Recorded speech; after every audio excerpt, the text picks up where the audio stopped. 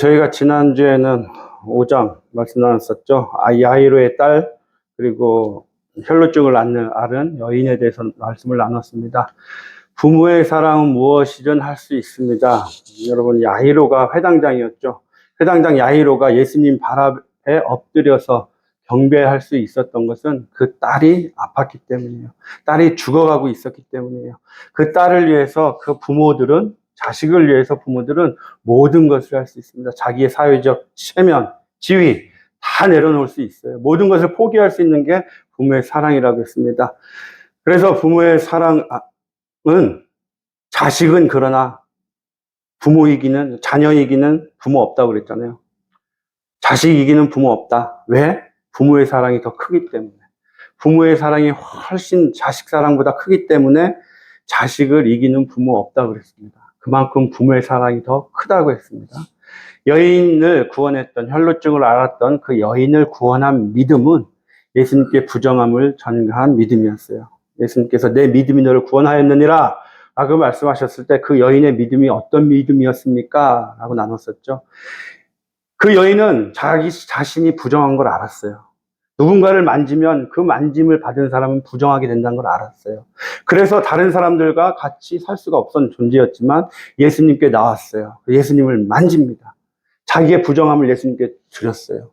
그런데 예수님은 그 부정함을 받으셨어요.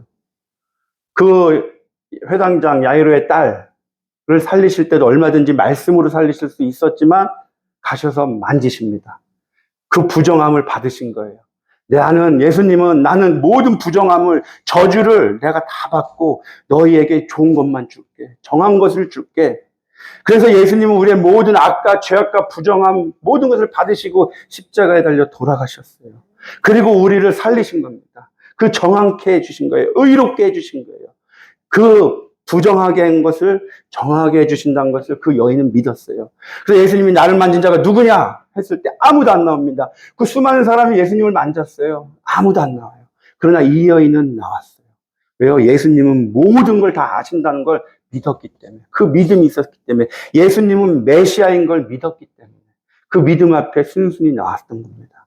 세 번째로 주님께서 우리를 깨우셨습니다. 달리다 굼. 아이야, 얘야, 일어나. 이제 새 아침을 나와 함께 맞이하자. 나와 함께 오늘 하루 시작하자.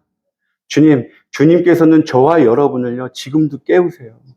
어제까지의 나의 믿음이 중요한 게 아닙니다, 여러분.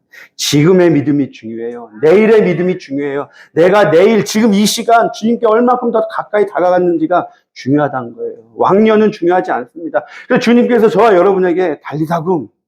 얘야, 일어나. 나와 함께 오늘 시작하자. 새로운 삶을 시작하자. 라고 깨우신다고 했어요. 주님께서 하루하루 매일 아침마다 여러분을 깨우시는 저와 여러분이 되길 소망합니다. 네, 오늘 6장을 시작하겠습니다. 오늘 말씀은 고향을 가세요. 나사렛에 가시죠. 그런데 그 고향 사람들이 우리 주님을 배척합니다. 그리고 두 번째 이야기는 12 제자를 파송하죠. 그 두 이야기가 오늘 시작이 됩니다. 1절 볼까요? 예수께서 거기를 떠나서, 거기는 가버나움입니다. 5장의 말씀의 배경이 됐던 가버나움을 떠나서 고향으로 가시니 제자들도 따르니라. 고향이 어디겠어요? 예수님이 태어나신 데는 어디예요? 네, 미가서 5장 2절에 나오죠. 베들레헴입니다. 그리고 고향은요, 그럼 자라나신 고향은 나사렛이에요. 나사렛. 근데 구약에는 나사렛이라고 딱 정해서서 딱 집어서 나오진 않아요. 베들레헴은 나옵니다. 근데 나사렛은 따로 나오질 않아요. 그런데 탈무드라든지 여러분, 요세푸스의 기록에 보면 예수님을 벤네제르라고 얘기해요. 벤네제르. 왜냐면 나사렛의 아들, 나사렛의 후손이다 라고 얘기를 하는데, 이 넷제르라는 단어가 어디 나오면 이사야서 11장 1절에 나와요. 이새의 줄기에서 한 싹이 나고 그 뿌리에서 한 가지가 나와 결실을 맺으리니 라고 했습니다. 이새는 다윗의 아버지죠. 이새, 평범한 자예요. 몰락한 자예요. 그 평범한 자의 가정에서, 이새의 가정에서 그 뿌리에서 한 가지가 나온다. 이 가지가 넷제르입니다. 나사렛이에요. 같은 단어예요. 그래서 다윗의 후손으로 예수 그리스도께서 넷제르, 벤 넷제르, 가지의 후손, 나사렛의 후손으로 오신다고 말씀을 하고 있어요. 이사야서 11장에 나옵니다. 2절 볼까요? 안식일이 되어 회당에서 가르치시니 많은 사람이 듣고 놀랍니다. 그런데 여기서 안식일 날 주님께서 회당에서 무엇을 가르쳤을까요? 예수님이 안식일 날 회당에서 가르치셨어요. 근데 무엇을 가르치셨냐? 공간복음서를 보면 4장입니다. 누가복음. 성경 있으세요? 성경 있으시면 다 같이 펴보길 원합니다. 누가복음 4장입니다. 제가 오늘은 일부러 안 했어요. 성경 보시라고. 성경 보시고요. 누가복음 4장입니다. 전화기에 다 있으시죠? 네. 가급적이면 성경을 가지고 다니시는 게 좋습니다. 4장 16절입니다. 예수께서 그 잘하신 곳 나사렛에 이르사 안식일에 늘 하시던 대로 회당에 들어가서 성경을 읽으려고 서심해, 지금 우리가 나눴던 2절 말씀입니다. 선지자 이사야의 글을 들이거늘 책을 펴서 이렇게 기록된 데를 찾으시니, 자, 사환이요 책을 펴서 드립니다. 그런데 그 성경을 받고 예수님께서 펴셨어요. 그래서 기록된 데를 찾으시니 이사야서를 펴셨습니다. 18절에요. 주의 성령이 내게 임하셨으니 이는 가난한 자에게 복음을 전하게 하시려고 내게 기름을 부으시고 나를 보내사 포로된 자에게 자유를, 눈먼 자에게 다시 보게 함을 전파하며 눌린 자를 자유롭게 하고 주의 은혜의 해를 전파하게 하려 하십니다. 이사야서 61장 1절 2절 말씀이에요. 예수님께서 딱 펴셨어요. 그랬더니 이사야서 61장 1절 2절 말씀을 하세요. 이 이사야서 61장 1절 2절 말씀은 이사야서 35장 말씀을 다시 해석하신 거예요. 근데 여기서 말씀하시죠.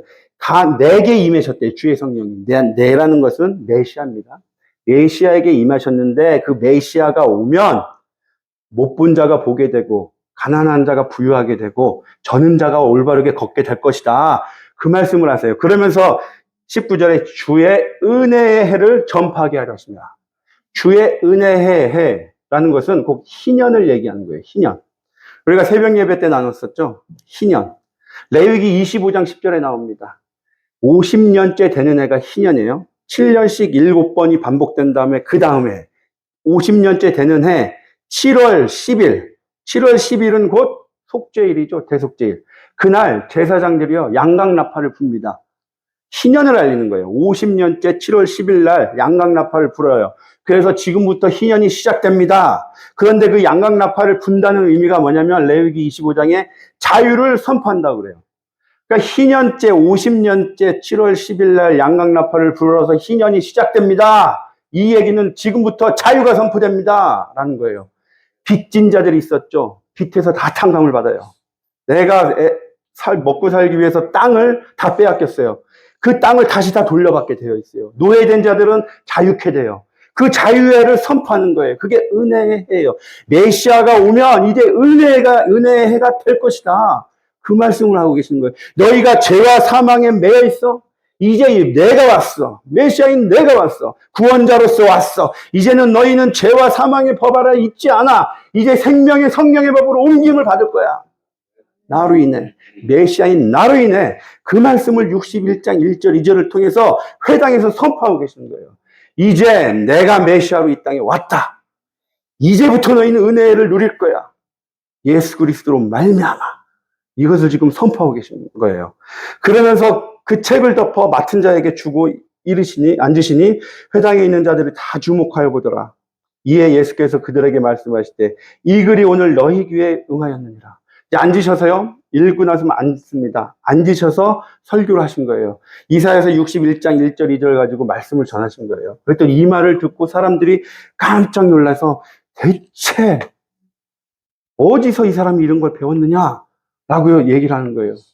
사람이 어디서 이런 것을 얻었느냐? 이 사람이 받은 지혜와 그 손으로 이루어지는 이런 권능이 어찌 됨이냐? 다들 놀래요.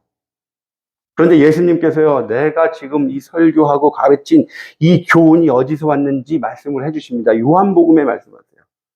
유대인들이 놀랍게 여겨 이르되 이 사람은 배우지 아니할거늘 어떻게 글을 아느냐? 예수께서 대답하여 이르시되 내 교훈은 내 것이 아니요 나를 보내신 이의 것이로다. 스스로 말하는 자는 18절 자기 영광만 구하되 보내신 이의 영광을 구하는 자는 참되니 그 속에 불의가 없느니라. 무슨 말씀이세요? 설교자는요, 하나님의 말씀을 가르치는 자들 설교자는요, 자기의 말을 구하는 게 아니라는 거예요. 자기의 말을 하는 자는 자기 영광을 구하는 거예요. 그것은 거짓되고 불의한 것이라고 말씀한 거예요. 예수님께서 말씀하십니다. 예수님께서 말씀하신 것은 예수님께서 자기 생각을 말씀하신 게 아니라 하나님께서 주신 생각, 하나님께서 말씀하신 걸 그대로 말씀하신다고 그랬어요. 요한복음 15장, 요한복음 5장에 말씀하시잖아요. 내가 말하는 것은 하나님께서 말씀하신 걸 듣고 그대로 얘기하는 거다.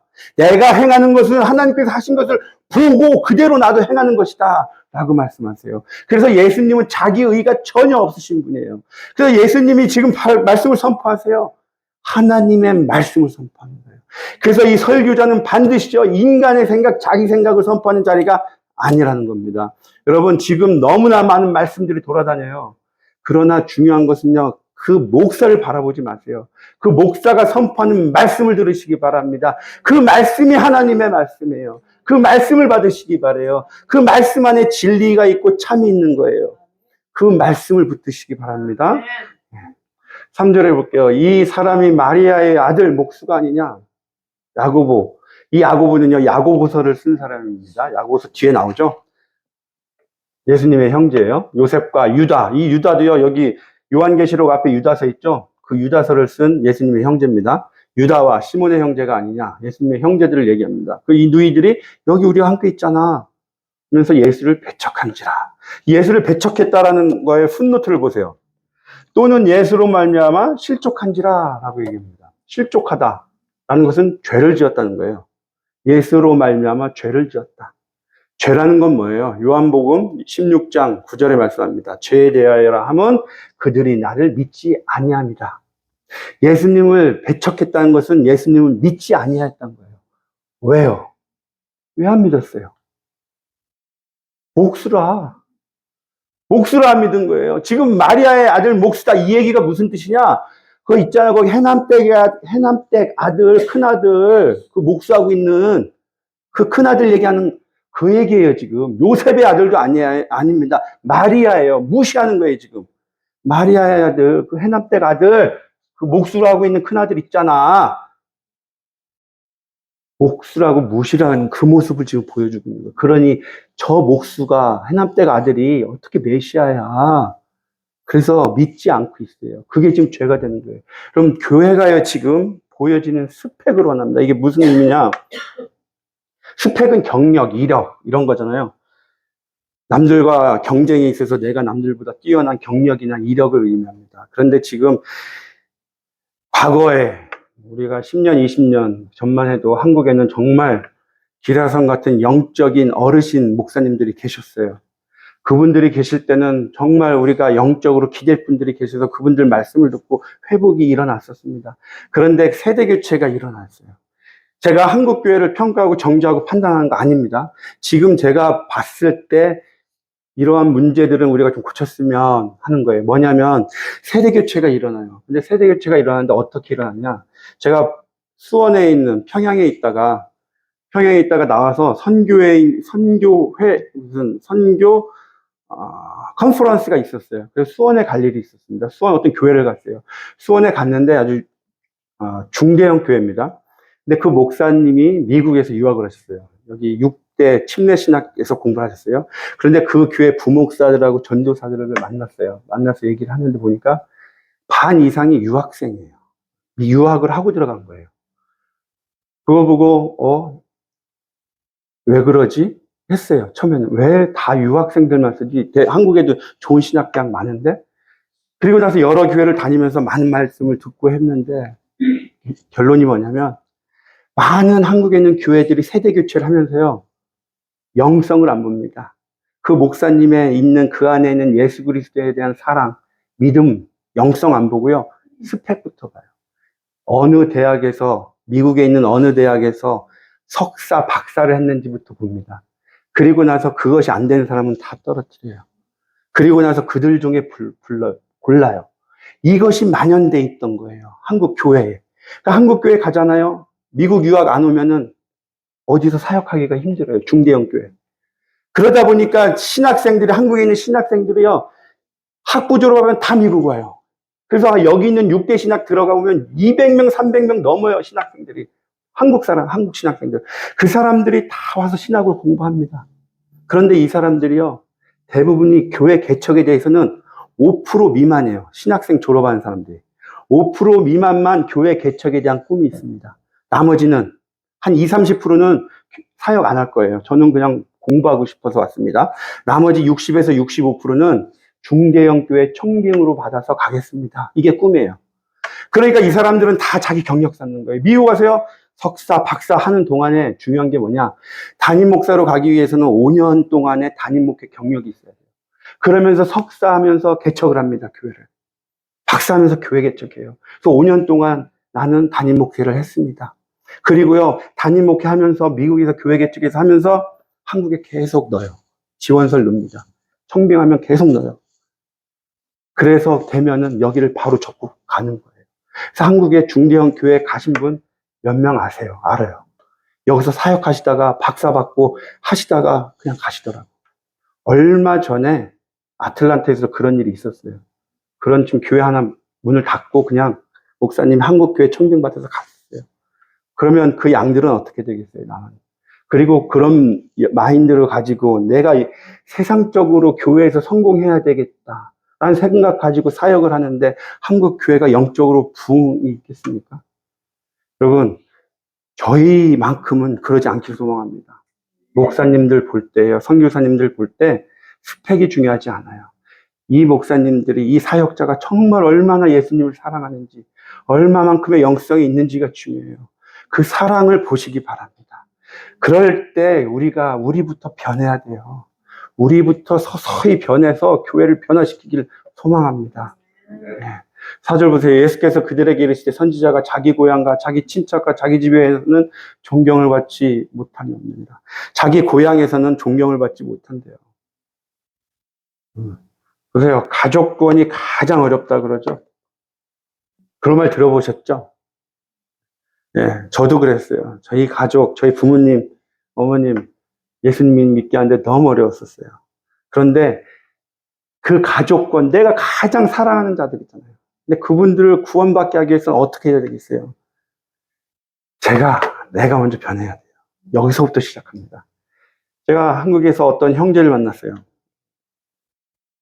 평양 과기대는 4개월마다 나와야 돼요. 6개월마다. 여름에 나왔어요. 그리고 어떤 형제를 만났어요. 만나서 얘기를 합니다. 저와 저희 사모, 우리 아이들 가고 같이 만났어요. 만나서 얘기를 하는데 저희가 평양에 간 걸 몰랐어요. 그래서 얘기를 하다 보니까 뭐 하냐, 어떻게 지내냐, 우리 평양에 가서 지금 사역하고 있다. 그때 깜짝 놀라요. 평양에 가서 사역하는 걸 놀란 게 아니에요. 나중에 들어봤더니 깜짝 놀랐던 이유가 같이 믿음 생활을 했는데 10년, 20년 같이 했는데 자기는 여전히 똑같이 있다는 모습이에요. 자기 모습을 볼 때는 나는 똑같은데 여전히 제가 술 마시고 담배 피는 분들 뭐라고 하는 게 아니라 나는 여전히 술 먹고 담배 피고 세상이 좋아서 저렇게 예수 믿는다고 하면서 그렇게 살고 있는데 어떻게 같이 있던 이 친구들이 하나님께 모든 걸 헌신하고 저렇게 신앙생활하지? 선교사로 들어갈 수가 있지? 거기서 놀랬대요. 그래서 도전을 받은 거예요. 그래서 이 친구가 6개월에 다시 나와서 그 친구를 또 만났대요. 근데 이 친구가 얘기를 합니다. 나 술 끊었어. 그러면서 술 끊은 거, 술 마실 거를 다 모아서 헌금을 하더라고요. 북한에 있는 학생들한테 먹을 거 좀 해주라고. 그러고 나서 6개월 뒤에 또 만났어요. 방학 때 나와서. 그랬더니 이 친구가 또 얘기합니다. 담배 끊었어. 담배 필 돈 다 모아가지고요. 헌금을 하더라고요. 이 친구 보면서 참 은혜 받았어요. 근데 이 친구가 그러면서 술, 담배를 다 끊고 자기가 하나님께 열심히 헌신하겠다. 신앙생활해요. 그런데 그 모습을 가족들이 본 거예요. 가족들이 보고 어떻게 했어요? 내가 너를 보니 예수님 살아계신 거, 예수님 있는 거 믿겠어, 이제 조금. 가족들이 탁 문 닫고 있다가 그 형제들이 여는 거예요. 여러분들 가족들이나 형제, 친구들한테 그런 말 들어보셨어요? 너 보니까 예수님 계신 것 같다. 이런 말 들어보셨어요? 그런 말 들어야 돼요. 너 보니까 정말 예수님 살아계신 것 같아. 그런 신앙생활이 아니면 회개하시기 바랍니다. 내가 신앙생활 뭐 했지? 10년, 20년 신앙생활 한다고 하면서 저 사람들이 나를 세상 사람들과 똑같이 봤구나. 신앙생활 잘못했구나. 주님 죄송합니다. 변하시기 바랍니다. 여러분들이 변하시고 내가 변해서 여러분들을 사랑하는 그 형제들이, 이웃들이, 친구들이 예수님을 볼 수 있는 그러한 자들이 되시길 소망합니다. 네. 5절 보세요. 거기서는 아무 권능도 행할 수 없어 다만 소수의 병자에게 안사하여 고치실 뿐이었고. 아무 권능도 행하실 수 없어. 예수님이 아무 권능도 행하실 수 없었을까요? 아니에요. 예수님은요, 행하실 수 있었어요. 얼마든지 행하실 수 있었어요. 그러나 하지 않으신 거예요. 안 하신 거예요. 할 수 있지만 참으셨어요. 그게 영성입니다. 여러분, 다윗을 보세요. 사울을 죽일 수 있는 기회가 2번 있었습니다. 안 죽여요. 왜 안 죽여요? 하나님의 기름 부은 자를 내가 죽일 수 없다고 얘기해요. 왜? 죄를 짓지 못하겠다. 하나님께서, 우리의 생명은 하나님께 있는데 내가 이 생명을 죽여서 그 생명을 내가 좌지우지할 수 못한다. 하나님께 있는데 저 생명이 나는 못합니다. 죄를 짓지 않겠습니다 라는 고백이에요. 그래서 참습니다. 여러분, 예수님이요 40일간 광야에서 시험을 받으세요. 마귀에게 시험을 받습니다. 마귀가 나와요. 이 돌덩이를 떡덩이가 되게 해봐라. 40일간 금식하셨어요. 얼마나 배고프셨겠어요. 그 돌덩이를 떡덩이가 되게 못하실까요? 하실 수 있어요. 안 하세요. 성전 꼭대기에 올라가서 떨어져 봐. 천사가 구할 거예요. 하실 수 있어요. 안 하셨어요. 왜요? 우리를 구원해 주시기 위해서. 하나님의 나라를 이루시기 위해서, 십자가의 사역을 완수하시기 위해서 참으셨어요. 예수님께서 십자가에 달려 돌아가십니다. 십자가를 메시고 가요. 사람들에게 침뱉음을 받아요. 따귀를 맞습니다. 돌을 맞아요. 십자가에 매달리셨어요. 못이 박히십니다. 참으셨어요. 그 아픔을 다 참으셨어요.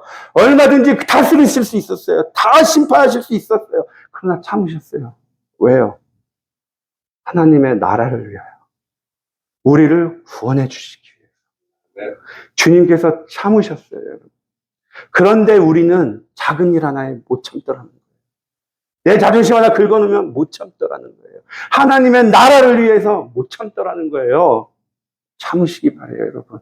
내 생각이 아니라 하나님의 나라를 위해서 참으시기 바랍니다. 절제하시기 바래요. 그것이 영성인 거예요. 영성이 별거 아닙니다. 정말 참고요. 예수님의 사랑이 내 안에 가득한 게 가장 큰 영성이에요, 그게. 그 영성이 여러분에게 충만하시길 축원드리겠어요. 소수의 병자에게 안사하여 고치실 뿐이었고, 소수의 병자를 고쳤다는 것은 소수의 병자만 왔다는 거예요. 왜요? 다른 가버나움에서는 많은 사람들이 모였잖아요. 막 사람들이 모여서 막 어쩔 수 없었잖아요. 근데 나사렛에 왔더니 소수만 와요. 왜 소수만 모였어요? 안 믿으니까. 목수잖아. 목수인데 무슨 메시아야? 안 믿잖아요. 안 믿으니까 주님께 안 나온 거예요. 그 믿음이 없으니까 안 나온 거예요. 근데 에베소서 2장 8절 보세요. 믿음으로 말미암아 하나님의 선물이 우리에게 임합니다. 구원이 임하는 거예요. 하나님의 선물, 이 세상에 있는 모든 좋은 은사와 온전한 선물이 다 하나님께로부터 와요. 온갖 좋은 은사와 온전한 선물을 받을 수 있는 것은 그 통로가 믿음이에요. 믿음이 있을 때 그 믿음이란 통로를 통해서 우리에게 하나님의 선물이 임하는 거예요. 그 믿음이 없기 때문에 하나님의 권능을 체험하지 못하는 거고 그 선물을 받지 못하는 거예요. 여러분, 믿음의 주요 온전케 하신 이 예수님을 붙드시기 바래요. 말씀을 붙드시기 바래요. 그 말씀을 붙들 때 우리의 믿음이 커져요. 그 믿음이 커질 때 주님의 그 권능을 체험할 수 있는 거예요. 그 선물을 받을 수 있는 거예요. 나는 왜 안 변하고 나한테는 왜 선물을 안 주시지? 믿음이 없으니까. 그 믿음은 어떻게 생겨요? 말씀으로. 말씀을 그래서 날마다 읽어야 돼요. 날마다 우리가 묵상을 해야 돼요. 말씀 읽으시기 바래요. 말씀으로 우리의 믿음이 성장할 수 있습니다. 말씀으로 주님을 만날 수가 있는 거예요. 말씀을 안 읽는데 믿음 달라고 하지 마시기 바랍니다. 말씀 읽으시고 믿음 달라고 그러세요. 아멘? 네. 7절부터 11절, 13절까지는 둘씩 제자를 보내는 말씀이십니다. 12제자를 부르사 둘씩 보내며 귀신을 제어하는 권능을 주십니다. 능력을 주시는 거예요. 근데 8절 보세요. 여행을 위하여 8절 9절 잘 보세요. 가지고 가라 하는 게 뭐예요, 지금? 8절 9절에 보니까. 가지고 가라. 지팡이. 또 한벌옷. 또 한벌옷은 당연히 입고 가야죠. 벌거벗고 가면 안 되니까. 그러니까 일단 지팡이는 무조건 가지고 가라. 또 하나는 신이에요, 신. 만이라는 것을 일부러 넣은 거예요. 강조하기 위해서. 신하고 지팡이는 반드시 갖고 가라는 거예요. 그럼 가지고 가지 마. 이것은 양식, 배낭, 전대의 돈 가지고 가지 말래요. 볼까요? 양식은요, 먹는 거예요. 배낭은 그 먹는 걸 넣는 겁니다. 저축해 놓은 거예요. 돈도 놓고, 양식도 놓고, 저장해 놓는 거예요. 그 돈, 구리동전을 얘기합니다. 여분의 옷. 추우니까 그것을 덮고 자라고. 만약에 너희가 잘 곳이 없을 때, 바깥에서 자야 될 때, 그것을 덮고 자라. 그런데 주님께서 그것도 갖고 가지 마라. 왜? 당연히 너희가 거할 집이 있으니까 당연히 가져가지 말라고 하는 거죠. 그러니까 양식, 먹고, 입고 이런 거는 하나님께서 다 책임져 주실 거야. 갖고 가지 마. 그런데 지팡이와 신은 꼭 가져가. 왜 그랬을까요? 지팡이와 신은 왜 가져가라? 그 말씀의 근원은 어디 있냐면 출애굽기 12장에 있습니다. 출애굽기 12장은요. 출애굽하는 날 6월절 저녁이에요. 6월절 저녁 때 일어난 일입니다. 너희는 그것을 이렇게 먹을지니 허리에 띠를 띠고 발에 신을 신고 손에 지팡이를 잡고 급히 먹으라. 이것이 여호와의 6월절입니다. 6월절 날 출애굽 날 저녁에 신을 신고 지팡이를 잡고 먹으래요. 왜요? 빨리 이동하기 위해서. 그런데 지금 주님께서 제자들에게 보내시면서 신을 신고 지팡이를 잡고 가래요. 그 얘기는 무엇이겠어요? 출애굽할 때 가지고 나왔잖아요. 들고 빨리. 이제 거꾸로입니다. 주님께서요, 하나님의 은혜를 받은 자들 너희는 지팡이와 신을 신고 다시 애굽으로 돌아가. 애굽으로 가. 그거를 상징적으로 보여주고 있는 거예요. 애굽으로 가서 저 세상에 가서 예수 그리스도의 십자가의 생명을 전해. 너희가 애굽에 있던 자들인데 이제 나와가지고 너희가 이제 구원을 받았잖아. 생명을 받았잖아. 이제 들어가. 다시 애굽으로 들어가. 세상으로 가. 지팡이와 손을 잡고 가라는 거예요. 그렇다면 지팡이와 신이 의미하는 게 무엇이겠어요? 지팡이와 신을 가지고 들어가라는데 지팡이와 신이 의미하는 게 있지 않겠어요? 지팡이 첫 번째 의미입니다. 모세가 그의 아내와 아들들 나귀에 태우고 애굽으로 돌아갔는데 모세가 하나님의 지팡이를 손에 잡았더라. 하나님께서 모세에게 임하셨어요. 애굽에 있는 내 백성을 다 데리고 나와라. 그때 다시 들어갑니다. 애굽으로 갈 때 지팡이를 가지고 가요. 그러면서 바로 앞에 가서 10가지 재앙을 선포하죠. 그때 지팡이를 들고 선포합니다. 그리고 나서 홍해를 갈라지게 하죠. 그때 지팡이를 들고 해요. 그리고 반석에 물이 나오게 하죠. 지팡이를 들고 합니다. 하나님께서는 이 지팡이를 인도하심이에요. 이스라엘 백성을 출애굽하면서 인도하심. 그래서 지팡이를 가지고 가라고 하십니다. 이 지팡이가 의미하는 첫 번째는 하나님의 인도하심이에요. 두 번째는 통치자입니다.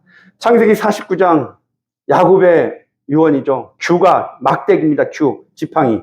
규가 유다를 떠나지 아니하며 통치자의 지팡이가 그 발 사이에서 떠나지 아니하기를. 그러니까 지팡이가 의미하는 것은 통치자, 통치를 의미하는 거예요. 하나님의 통치를 의미합니다. 세 번째는 시편 23편 4절 보세요. 내가 사망의 다윗의 고백입니다. 내가 사망의 음침한 골짜기로 다닐지라도 해를 두려워하지 않을 것은 주께서 나와 함께 하심이라. 주의 지팡이와 막대기가 나를 안위하시나이다. 이 목자가 가지는 지팡이와 막대기는 양이 구렁텅이에 떨어졌을 때 막대기 이렇게 된 부분으로 양을 끄집어 올리는 겁니다. 그래서 막대기는 동물들이 공격해 올 때 막는 거예요. 그러니까 지팡이와 막대기는 보호를 의미하는 거예요. 나를 보호해 주신다. 그래서 지팡이는 하나님의 인도하심과 통치하심과 보호하심을 의미합니다. 그렇다면 신은 무엇을 의미하겠어요? 신은 에베소서 6장 15절에 얘기합니다. 평안의 복음이 준비한 것으로 신을 신어라. 평안을 의미해요. 평안. 예수님께서 십자가에 달려 돌아가시고 부활하신 후에 처음 제자들에게 말씀하셨던 게 뭐예요? 마태복음 28장 19절에 평안을 얘기하십니다. 제일 먼저 말씀하신 게 너희가 평안을 받으라. 요한복음 20장 19절에 말씀하세요. 첫 말씀이 평안이 있을지어다. 예수를 믿은 자들, 부활하신 예수님을 믿는 자들의 마음속에는요, 평안이 있어야 돼요. 믿음에서 나오는, 믿음에서 주시는 그 평안. 그래서 지팡이와 신을 가지고 가라는 것은 주님께서 우리와 함께 하십니다. 주님께서 우리를 보호해 주십니다. 통치해 주십니다. 인도하십니다. 그 믿음과 평안한 마음을 가지고 세상으로 나가라. 그 말씀을 하고 계십니다.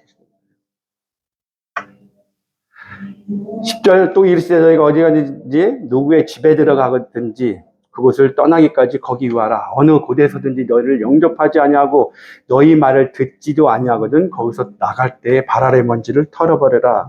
마태복음에서는요, 이 말씀을 어떻게 얘기하시냐면 너희가 유할 집에 들어가면 먼저 그 집을 위해서 평안을 빌라라고 말씀합니다.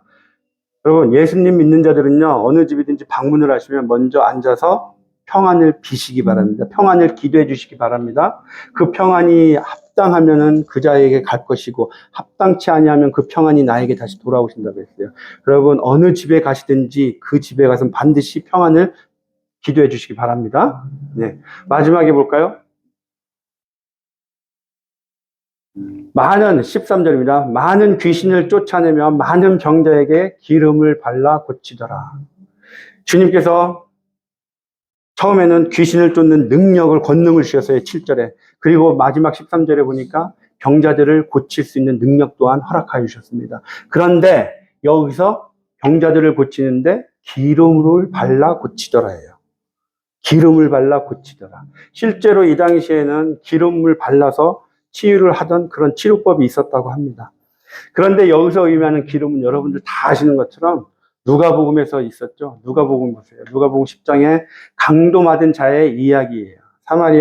어떤 사마리아 사람은 여행하는 중 거기 이르러 그를 보고, 강도 만나서 거의 죽을 뻔한 자입니다. 그를 보고 불쌍히 여겨 가까이 가서 기름과 포도주를 그 상처에 붓고 싸맵니다. 기름과 포도주를 싸매다라는 것은 딱 붙어놓는 거예요. 딱 달라붙게. 그런데 여기서 기름과 포도주가 의미하는 게 뭐겠어요? 기름은 곧 성령을 의미하겠죠. 포도주는 예수 그리스도의 십자가의 보혈을 의미합니다. 그래서 강도 마른 자, 강도는 뭐예요? 성경에서 강도는 공중권세 잡은 자, 사탄 마귀를 의미하는 거죠. 강도가 와서 강도 짓을 해서 내가 거의 영적으로 죽어가고 있는 거예요. 영적으로 거의 죽어가고 있을 때 나를 살리는 것은 뭐예요? 기름과 포도주, 성령과 예수 그리스도의 보혈이 우리를 치유해 주신다는 거예요. 오늘 말씀의 결론이 그렇게 흘러가고 있습니다. 세상을 치유할 수 있는 것은요, 세상의 위로가 아닙니다. 세상을 치유할 수 있는 것은 오직 기름과 포도주예요. 예수 그리스도의 십자가의 보혈과 성령으로 그들을 치유할 수 있습니다. 여러분 안에 예수 그리스도가 계시죠? 그 예수 그리스도를 전하시기 바랍니다. 그 예수 그리스도의 십자가의 사랑을 전하시기 바라요. 그를 통해서 우리가 사랑하는 자들이 주님께 나아오는 역사가 있기를 주님의 이름으로 축원드리겠습니다. 기도드리시겠습니다. 하나님 아버지 감사합니다. 주님의 말씀으로 저희들 변하게 하여 주시옵소서. 주님의 말씀으로 주님을 믿는 그 큰 믿음을 허락하여 주시길 소망합니다. 주님의 말씀이 우리 마음밭에 임해서 운동력을 가지고 그 운동력을 통해서 우리의 삶이 온전히 변화될 수 있도록 주님 역사하여 주시옵소서. 말씀으로 성령님을 체험하게 하여 주시옵소서. 말씀으로 저희의 삶이 온전히 변화됨을 통해서 우리 안에 있는 예수 그리스도가 드러남을 통해서 우리가 사랑하는 자들, 형제, 자매, 친구들이 주님께 나아오는 역사가 일어날 수 있도록 우리를 사용하여 주시옵소서. 감사드리며 예수님의 이름으로 기도드렸습니다. 아멘.